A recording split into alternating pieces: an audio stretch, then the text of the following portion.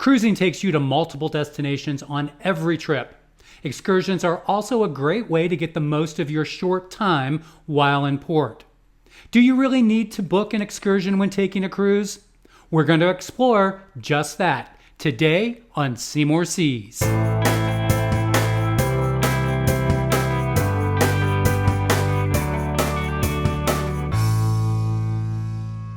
We have really enjoyed taking excursions on the multiple cruises that we've taken over the years. Now, we don't always book an excursion for every port. In this video today, I'm going to share our experiences and our decision-making process for those ports where you do and do not need an excursion. Hi everyone, if you are new here, welcome. I am Doug and this is Seymour Seas, your cruise tips and planning channel where I hope to help you and your family pick, plan, and enjoy your next cruise vacation. If you find this video helpful in any way, as always, please do give it that thumbs up and please consider subscribing if you've not done so already. Thanks so much and let's get into it. So excursions on a cruise are normally guided tours that take you through that port city, showing you the culture and the history of that particular city. It also may transport you to a location outside of the city and even multiple locations to really give you a great understanding of the area. I'm going to focus in today on ports in the Caribbean. However, you can use this decision-making process for booking an excursion for any cruise or destination. As you can see from this map, we have visited most of the major Caribbean ports except those in the very eastern side of the Caribbean, such as Dominica, St. Lucia, and Barbados. We have visited the most southern ports in the Caribbean, that through the Panama Canal, Costa Rica, Honduras, Belize, and the popular ports off the coast of Mexico. Let's jump right in, and I'm going to tell you when I think I need to start looking at planning an excursion for one of the ports we're visiting. Make sure that you stay tuned till the end because I will go through a list of those ports where I don't feel that you need an excursion, as well as those that I do. I feel I need to research booking an excursion for a port that might be brand new to us. I might want to get a very good overview of the local history and the culture. I also, for that port or any other port, if the downtown area where our berth is at the pier is not close to the downtown touristy area. Is it a far walk? Do I need to take a taxi? Or is there not even a downtown area nearby? These are reasons where I will definitely look to plan an excursion. Also, if these ports are what I would call a manufactured port, these are constructed ports by the cruise lines, and they're basically very large tourist traps that have a lot of different shops and bars and restaurants that I feel are not of high quality and normally a little bit overpriced. Examples of this would be like Costa Maya, Mexico, Falmouth, Jamaica, and then there's no downtown area at all in Bimini at the Bahamas. Another reason where I tend to always book an excursion for the port is if I feel that that port is not safe. It is not safe to get off the ship and walk around the downtown area. Examples of this would be, again, Falmouth, Jamaica. Cabo San Lucas in Mexico has been reported that the downtown area is a little sketchy and people felt that it was not safe. For the past several years, there has been a lot of local unrest in Haiti, so many people like to do excursions when visiting a Haiti port. A good thing to do is look at your itinerary and visit the U.S. Department of State.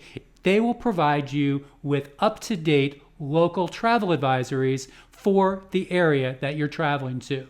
One other thing that I take into consideration when choosing to book an excursion is how many ships are going to be in that particular port on the day that we visit. You can normally go to that port's website and find out the schedule. If there are a number of ships, especially very large ships, you may want to rethink exploring on your own because the downtown area is going to be absolutely packed and the services such as bars and restaurants might not be available. So now that you're leaning towards actually booking an excursion for that particular port, what types of excursions are out there for you to choose from?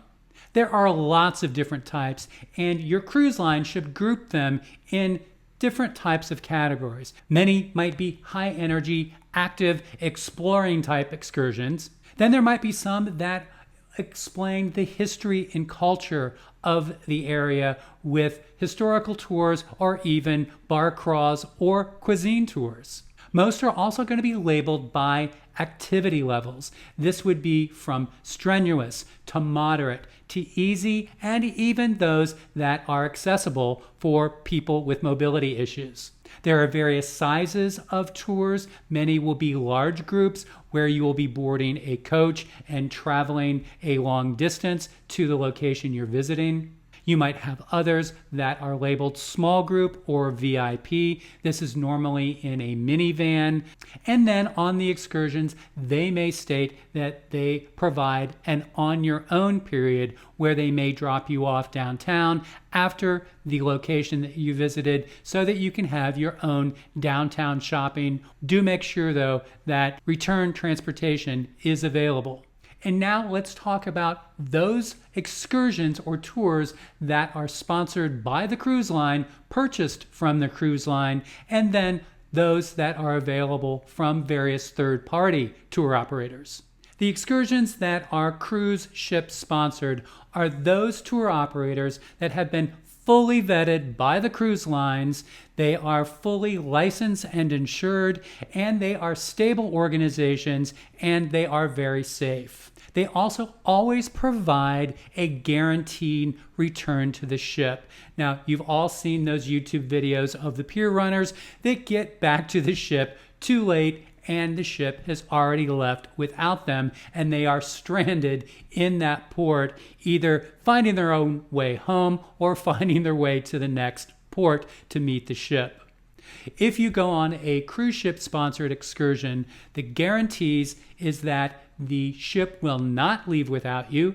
The ship and the cruise line have agreements with the tour operators where they are in constant communication, and if anything should go wrong, the ship will wait for you and not leave you behind.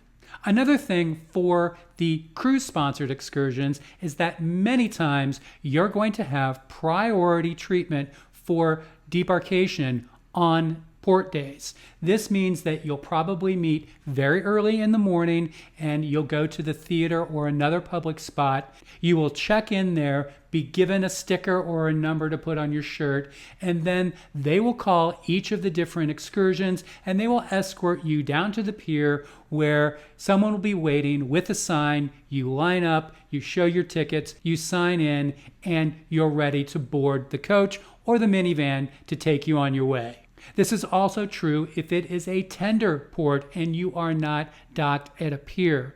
This will allow you to have priority tender status, and they will escort you to the first tenders if your excursion is first thing in the morning. For those excursions that are not first thing in the morning, you simply just have to exit the ship prior to your excursion. Make sure you take a look at your ticket and meeting time location so that you can meet your group at the pier. Again, people will be holding signs for your particular excursion with your cruise line logo on that sign. There are also options available to you that are not offered by the cruise line. These are from third-party tour operators, and normally, but not always, it is going to be a less expensive option for you, sometimes for the exact same tours. These tour operators are normally found at the end of the piers, and they normally have some sort of booth or large table set up with large signs, and if you arrange those through third-party organizations such as Viator or TripAdvisor, normally They communicate extremely well on where to find that particular tour operator and where to sign in with your ticket. These third-party brokers, such as, again, Viator or TripAdvisor, they've also vetted these companies extremely well, and you can be assured that they are safe as well as licensed and insured. Many times these are smaller groups than what you'll find on the cruise lines, but not always. You also might be able to find a greater selection of types of excursions when looking at third-party tour operators. If you go through companies such as Viator, they do have an app, and most of the tickets that you'll buy will be electronic and sent to you via the app. You should also get an email confirmation for those tickets, and I always recommend that you print those out as well as having them on your app. Now, though the cruise lines advertise highly that third-party operators will not get you back to the cruise port on time and you'll miss the ship, many of these tour operators will have those guarantees built in to their ticket price, and they will have guarantees to get you to the next port on their cost. I still would recommend, if going third party, that you do book morning excursions so that you have plenty of time to get back to the pier so the ship does not leave without you. Whether you're taking a ship-sponsored excursion or you're going third party, one thing I always recommend that you do is read many reviews. Now, places to get these reviews, Cruise Critic is a great source, and all you need to do is cut and paste the name of the excursion into the message boards and begin a discussion. Most cruise lines are also going to have reviews posted that come directly from guests taking that excursion, and they get there by the guest filling out their post-cruise survey. If you're going third party, make sure you're reading all the reviews on the Viator or the TripAdvisor website. A great source is obviously YouTube. I watch YouTube videos for all my excursions. There's always somebody out there that has taken that same excursion and have posted a review on YouTube. When looking and researching these excursions, make sure you read the descriptions very carefully. Some of the things to look for are, if you see the word coach or bus, that means it's going to be pretty much a very large group. Also, in those reviews, make sure that you determine how long of a bus ride that's going to be. Sometimes these can be up to an hour and a half to 2 hours on a bus that may or may not have air conditioning. If it's a beach tour, do you have to bring the beach towels? Most often you do, and find out whether it includes beach lounge chairs as well as umbrellas, or if that's something extra that you have to pay for.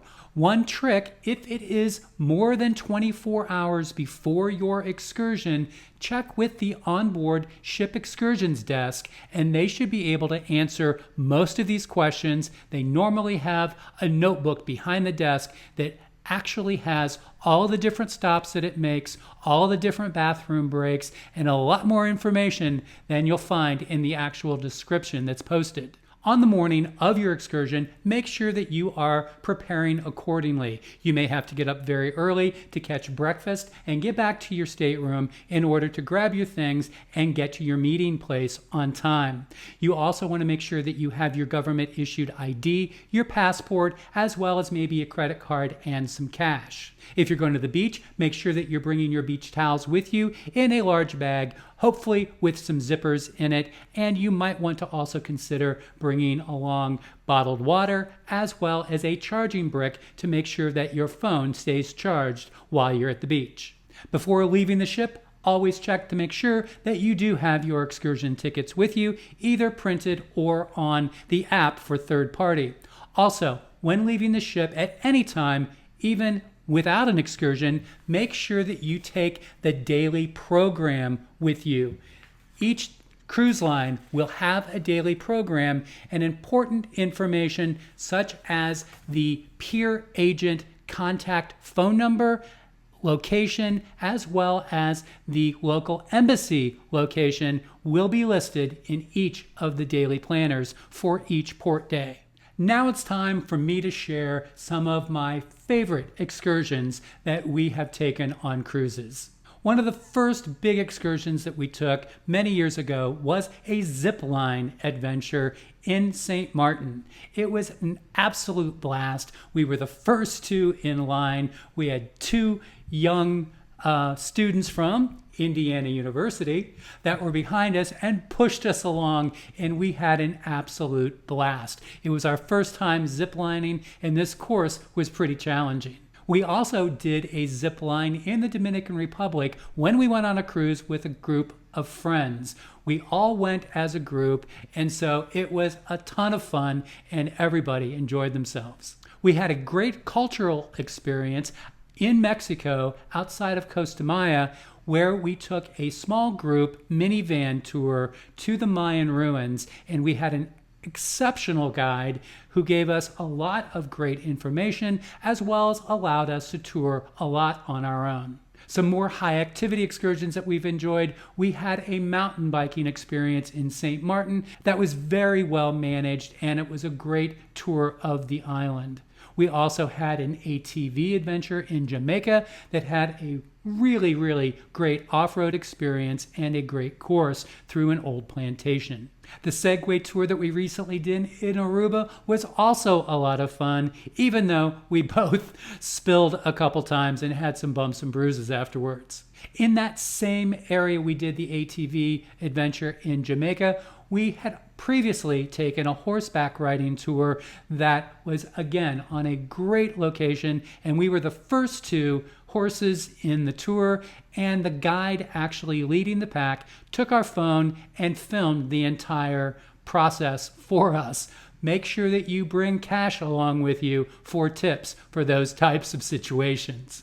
Also in Cozumel, we also had a great nature excursion with the swimming of the dolphins. The compound in Cozumel is one of the best that we've seen, and you could tell that the dolphins and the other sea animals were very well taken care of. We have had some disappointing excursions along the way as well. One of those was the horseback riding tour offered in Half Moon Cay. Now, this looks like it's great on paper. However, the tour is very short and the course is pretty bland. So I did not think it was worth the money. Another rough excursion was a third-party excursion that we got via Viator in Cozumel. It was an ATV tour.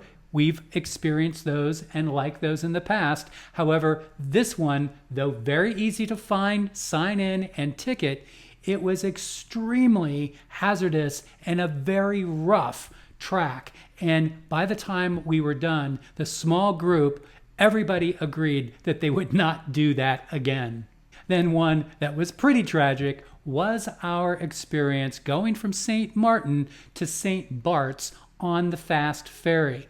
Again, looks great on paper, and St. Bart's is absolutely beautiful to tour on your own. However, getting there, the seas are so rough going into the direction of St. Bart's that everybody on board was getting sick. It was very torturous, and most people said that they probably would not do it again.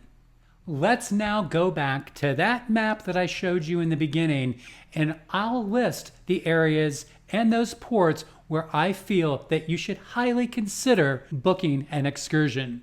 As we look at the map, let's start at the top in the Bahamas at Freeport. Freeport is one of those manufactured ports. It is very run down, and there's absolutely nothing around it. So if you want to get off the ship, you absolutely must get an excursion to maybe one of the local resorts. Bimini, a brand new port where there is a brand new pier, but there is no downtown area, so you have very limited options for excursions, but if you want to get off the ship, you should look at what's available.